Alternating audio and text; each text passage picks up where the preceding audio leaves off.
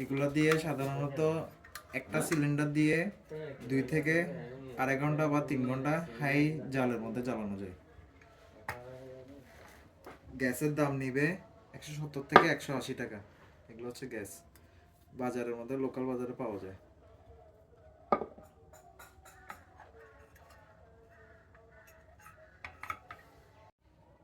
চুলাগুলোতে আগুনের জন্য লাইটারের সিস্টেম দেওয়া আছে।